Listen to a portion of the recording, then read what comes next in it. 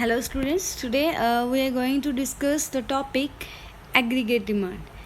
ठीक है जी. So what is aggregate demand? Aggregate demand means total demand.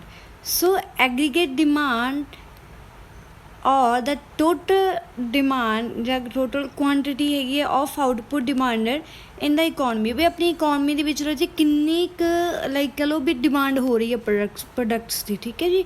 So aggregate demand it also means total expenditure. ਇਹਨੂੰ ਆਪਾਂ total expenditure ਵੀ ਕਹਿ ਦਿੰਦੇ ਹਾਂ, ਕੁੱਲ ਖਰਚਾ. ਕਿਉਂ ਕਹਿ ਦਿੰਦੇ ਰਾਜੇ? ਕਿਉਂਕਿ ਦੇਖੋ ਡਿਮਾਂਡ ਹੋਊਗੀ ਤਾਂ ਹੀ ਐਕਸਪੈਂਡੀਚਰ ਹੋਊਗਾ. ਠੀਕ ਹੈ. If demand there is no demand, then there is no expenditure, because when the person or the consumer demand for something, then definitely he need to spend some money. ठीक है. so ਇਹਨੂੰ ਆਪਾਂ total expenditure ਵੀ ਕਿਹਾ ਜਾਂਦਾ ਹੈਗਾ.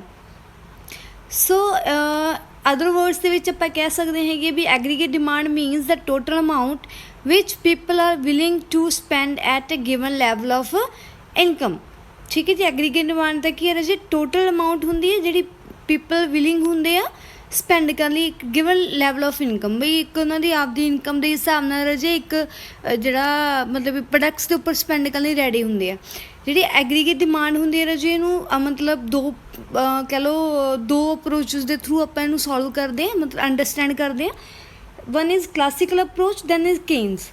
ਠੀਕ ਹੈ ਜੀ. ਸੋ ਪਹਿਲਾਂ ਆਪਾਂ ਦੇਖਦੇ ਹਾਂ ਵੀ ਕਲਾਸੀਕਲ ਜਿਹੜਾ ਹੈਗਾ ਇਕਨੋਮਿਸਟ ਕਲਾਸੀਕਲ ਅਪਰੋਚ ਕੀ ਕਹਿੰਦੀ ਆ.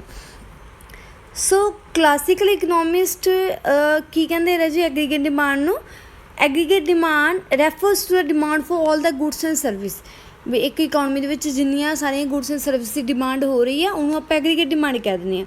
ਸੋ aggregate demand usually related to the general price level. ਦੇਖੋ ਰਾਜੇ ਕਲਾਸੀਕਲ ਦੇ ਪੁਆਇੰਟ ਆਫ ਵਿਊ ਕੀ ਆ ਵੀ ਜਿਹੜੀ ਡਿਮਾਂਡ ਹੈਗੀ ਉਹ ਬੇਸਿਕਲੀ ਪ੍ਰਾਈਸ ਨਾਲ ਰਿਲੇਟਡ ਹੈ. ਠੀਕ ਹੈ ਜੀ. ਲਾਈਕ ਜਿੱਦਾਂ ਤੁਸੀਂ +1 ਦੇ ਵਿੱਚ ਆਪਾਂ ਆਲਰੇਡੀ ਡਿਸਕਸ ਕਰ ਚੁੱਕੇ ਹਾਂ ਲਾਅ ਆਫ ਡਿਮਾਂਡ. ਠੀਕ ਹੈ. ਕਲਾਸੀਕਲ ਕੀ ਕਹਿੰਦੇ ਆ ਰਾਜੇ? ਜਿੱਦਾਂ ਮਤਲਬ ਜਿਵੇਂ ਜਿਵੇਂ ਆਪਣਾ ਪ੍ਰਾਈਸ ਲੈਵਲ ਚੇਂਜ ਹੁੰਦਾ ਉਵੇਂ ਉਵੇਂ ਆਪਣਾ ਡਿਮਾਂਡ ਲੈਵਲ ਚੇਂਜ ਹੋਊਗਾ. ਲਾਈਕ ਜੇਕਰ ਪ੍ਰਾਈਸ ਵਧੂਗਾ ਰਾਜੇ ਓਬਵੀਅਸਲੀ ਨੈਗੇਟਿਵ ਰਿਲੇਸ਼ਨ ਹੈ ਨਾ ਇਹਨਾਂ ਦਾ. ਪ੍ਰਾਈਸ ਇਨਕਰੀਜ਼ ਹੁੰਦਾ, ਡਿਮਾਂਡ ਡਿਕਰੀਜ਼ ਹੁੰਦੀ ਹੈ. ਪ੍ਰਾਈਸ ਡਿਕਰੀਜ਼ ਹੋਊਗਾ, ਡਿਮਾਂਡ ਇਨਕਰੀਜ਼ ਹੋਊਗੀ.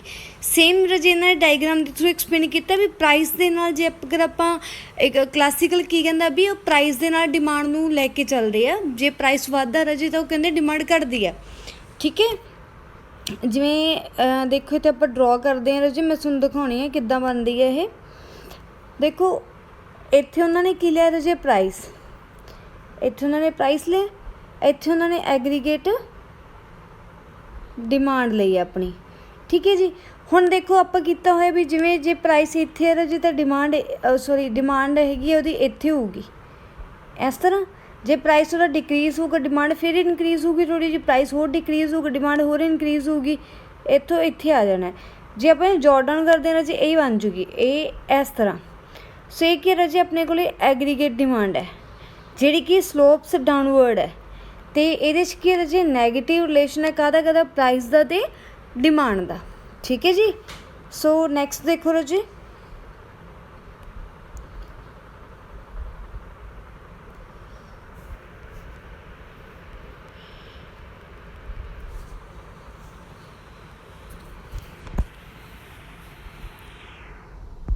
ਹਾਂਜੀ ਨੈਕਸਟ ਰਾਜੇ ਕੇਨਸ ਦੇ ਅਕੋਰਡਿੰਗ. ਠੀਕ ਹੈ ਜੀ. ਕੇਨਸ ਕੀ ਕਹਿੰਦਾ ਰਾਜੇ?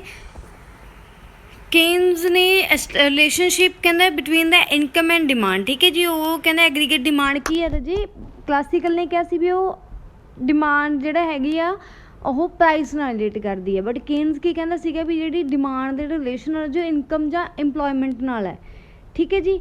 ਸੋ ਕੇਨਸ ਨੇ ਕੀ ਕਿਹਾ ਵੀ aggregate demand refers to demand for all the goods and service in the economy at different level of income. So we know that ਕਹਿੰਦਾ ਕਿ income and demand are positively ਰਾਜੇ ਆਪਾਂ ਆਲਰੇਡੀ +1 ਦੇ ਵਿੱਚ ਪੜ੍ਹ ਚੁੱਕੇ ਹਾਂ ਵੀ ਡਿਮਾਂਡ ਦਾ ਅਤੇ ਜਿਹੜੀ ਇਨਕਮ ਹੈਗੀ ਉਹਦਾ ਪੋਜ਼ੀਟਿਵ ਰਿਲੇਸ਼ਨ ਹੁੰਦਾ ਹੈ ਨਾ. ਵੀ ਜਿਵੇਂ ਜਿਵੇਂ ਆਪਣੀ ਇਨਕਮ ਵੱਧਦੀ ਹੈ ਰਾਜੇ ਉਵੇਂ ਉਵੇਂ ਆਪਣੀ ਡਿਮਾਂਡ ਵੀ ਵੱਧਦੀ ਹੈ. ਜਿਵੇਂ ਜਿਵੇਂ ਇਨਕਮ ਘਟਦੀ ਉਵੇਂ ਉਵੇਂ ਆਪਣੀ ਡਿਮਾਂਡ ਵੀ ਘਟਦੀ ਹੈ. ਸੋ ਉਹੀ ਚੀਜ਼ ਨੇ ਡਾਇਗਰਾਮ ਦੇ ਥਰੂ ਮਤਲਬ ਵੀ ਐਸਟੈਬਲਿਸ਼ ਕੀਤੀ ਆ. ਠੀਕ ਹੈ ਜੀ. ਇਹ ਆਪਾਂ ਮੈਂ ਤੁਹਾਨੂੰ ਡਰੋ ਇਹ ਵੀ ਕਰਕੇ ਦਿਖਾਉਣੀ ਹੈ ਰਾਜੇ ਕਿੱਦਾਂ ਇਹਨਾਂ ਨੇ ਬਣਾਈ ਹੈ. ਦੇਖੋ ਇਹਨਾਂ ਨੇ ਇਸ ਸਾਈਡ ਰਾਜੇ ਆਪਣੇ ਕੋਲ ਇੱਥੇ ਤਾਂ ਐਗਰੀਗੇਟ ਡਿਮਾਂਡ ਲਈ ਹੈ, ਇੱਥੇ ਕੀ ਲਿਆ ਹੈਗਾ ਇਨਕਮ ਜਾਂ ਇੰਪਲੋਇਮੈਂਟ ਕਹਿ ਲਓ, ਜੋ ਵੀ ਤੁਸੀਂ। ਠੀਕ ਹੈ ਜੀ। ਹੁਣ ਕੀ ਹੈ ਰਾਜੇ, ਦੇਖੋ ਜੇਕਰ ਆਪਣੇ ਇੱਥੇ ਜ਼ੀਰੋ ਆ, ਜੇਕਰ ਆਪਣੇ ਕੋਲ ਇਨਕਮ ਜ਼ੀਰੋ ਆ ਤਾਂ ਵੀ ਪਰਸਨ ਸਮਥਿੰਗ ਡਿਮਾਂਡ ਕਰੂਗਾ ਹੀ ਕਰੂਗਾ। ਕਿਉਂ ਕਰੂਗਾ ਰਾਜੇ?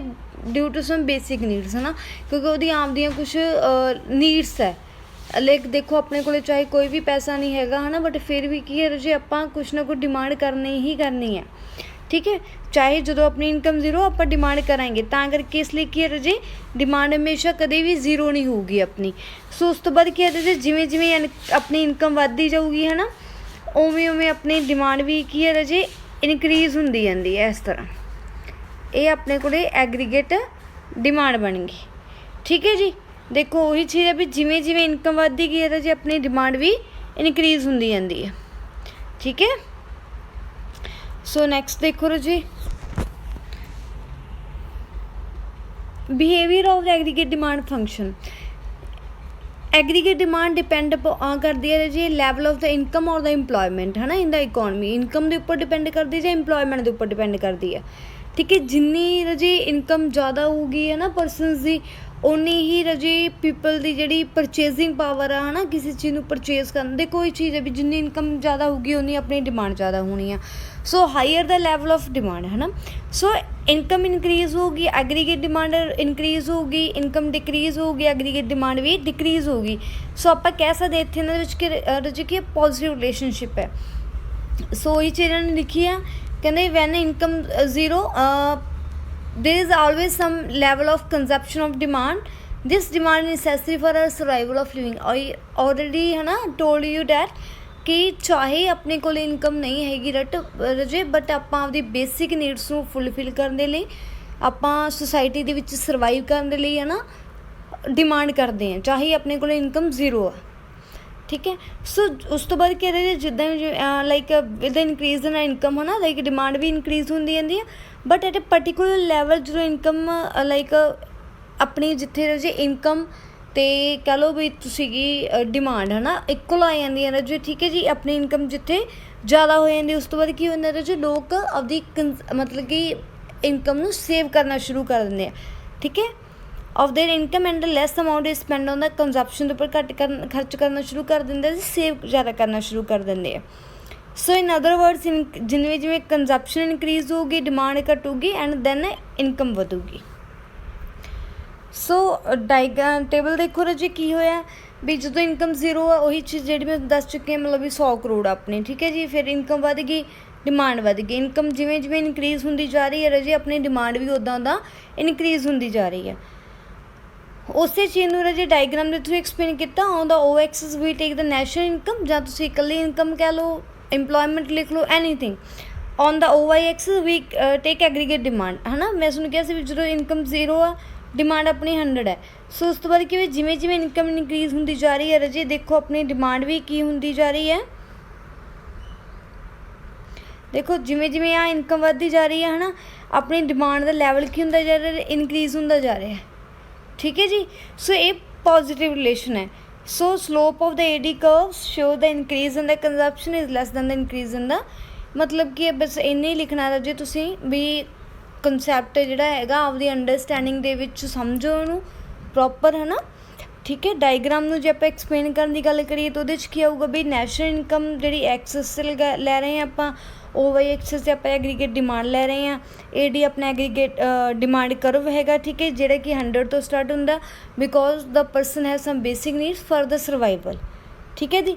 ਦ slope of aggregate demand curve ਕੀ ਸ਼ੋ ਕਰ ਰਿਹਾ ਆਪਾਂ ਨੂੰ, ਐਗਰੀਗੇਟ ਡਿਮਾਂਡ ਕਰਵ ਵੀ consumption is less than the increase in the income.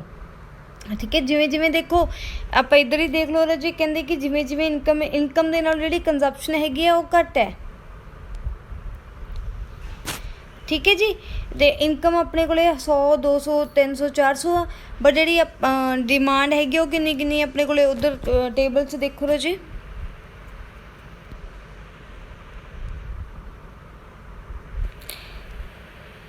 Table ਦੇਖੋ ਤੁਸੀਂ,